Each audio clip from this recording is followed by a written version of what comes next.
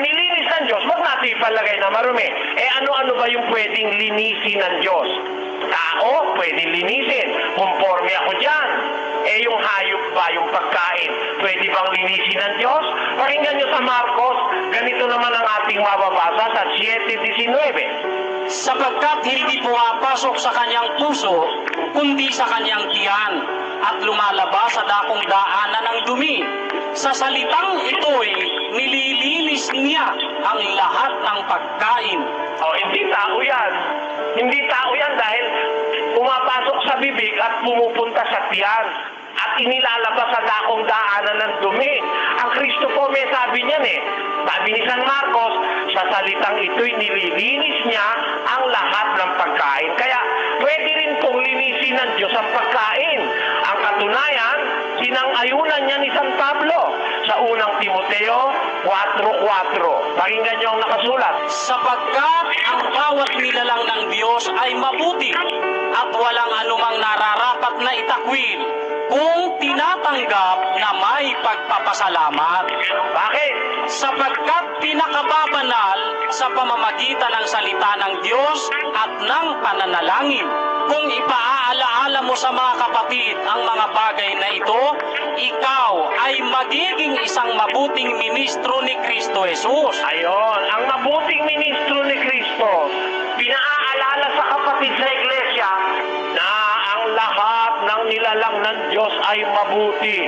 Walang anumang nararapat na itakwil kung tinatanggap na may pagpapasalamat sapagkat nililinis ng pamamagitan ng salita ng Diyos at ng pananalangin. Kaya po ang Kristiyano, bago kumain, nananalangin. Kahit ang kinain mo, igat. Kahit ang kinain mo, Brad Roland, warm burger, basta't nanalangin ka, nililinis ng Diyos yun. Yun ang sabi. Kaya kapatid, huwag kang magpaligaw na ang kahulugan ni ka dyan, ang nilinis tao. Hindi totoo yun. Kaya tao, kaya hayop, kahit sino pa, pag nilinis ng Diyos, huwag nating ipalagay na marumi. Yung baboy, nung una'y kinikilalang marumi, eh pagdating ni Kristo, hindi naman pumapasok yun sa puso, hindi sa bibig, tumutuloy sa tiyan, lumalabas sa daanan ng dumi. Sa salitang ito, nililinis niya ang lahat ng pagkain. Kaya ngayon, kapatid, kahit baboy, pwedeng kainin. Nilinis na ng Diyos yan eh. Sa panahon ng bagong tipan, kasi yung panahon ng lumang tipan, mga batas-batas doon, yan, pansamantala lang yung mga batas na yan, Brad Mel eh. Basahin natin ang Hebreo 9:10. Palibhasa'y palatuntunan lamang na ukol sa laman na iniatang hanggang sa panahon ng pagbabago, gaya ng mga pagkain at mga inumin at sari-saring paglilinis. Ayan, yung palatuntunan sa Israel, bawal ang baboy, bawal ang walang kaliskes, bawal ang ganire, bawal ang ganon. Mga palatuntunan lamang na ukol sa laman na iniatang hanggang sa panahon ng pagbabago, gaya ng mga pagkain, mga inumin at sari-saring paglilinis. So, yung mga bawal-bawal sa Israel, pagdating sa panganawang Kristiyano, sabi ni San Pablo, walang nararapat itakuhin. Bawat nilalang ng Diyos. Eh, ang baboy, Diyos din naman ang lumalang dumi. Basta ikaw ba'y nagpa-practice ng moderation eh. Masama siguro, kumain ng baboy, eh kapag araw-araw ay baboy ang kinakain mo. Eh kahit nga baka, pag araw-araw ay baka kinakain mo, makukulistirol ka rin eh. Ganun lang yung kailangan may moderation. Unti-unti, di naman bagon. Di naman masama eh. Sa panahon ng bagong tipan, ang sabi ng Biblia, bawat nilalang ng Diyos ay mabuti. Walang anumang nararapat na itakwil. Yan po ang sinasabi ng kasulatan, kapatid. Brother Eli, bakit to si Pedro hindi kumain? Sabi niya, Panginoon, kailan man ako hindi nakakain ng marumi o karumalduman? Sino po Yung bang sinasabi dapat niya, na... nakaraan na yun eh, kapatid eh. Di mo pala iniintindi, kapatid. Yung sinabi niya, kailan may hindi ako kumain ng anumang bagay na marumi at karumalduman. O edi talagang pagkain ng pinag-uusapan.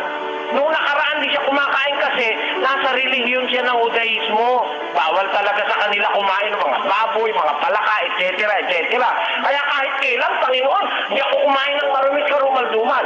Pero nung ipakita sa kanya yung kumot, sinabi ng Diyos, kumain ka, Pedro, magpatay ka, kumain ka. Ang inilinis ng Diyos, huwag mong ipalagay na marumi. O masasabi niyo pa ba ngayong hindi siya kumain? Nung sabihin niya yan, hindi pa siya pinapakain eh. Pero nung sabihin ng Diyos, kumain ka. Ang tanong ko sa inyo, kumain ba si Pedro dun sa pinuntahan niyang bahay ng hintil? Sasabihin niyo, hindi kumain. Kumain siya. May babasahin akong talata, kumain siya. O, hindi naman sinabing hindi siya kakain eh.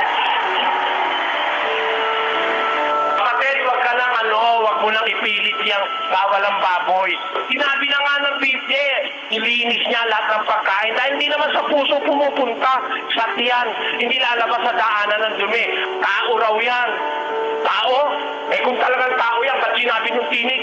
Pag tindig ka, Pedro, kung magpatay ka, kainin mo. Bakit may pinatay pa si Pedro kahit isa rin sa mga tao sa tabi niya ron? Lagay mo nga uli sa screen yung kapatid namin.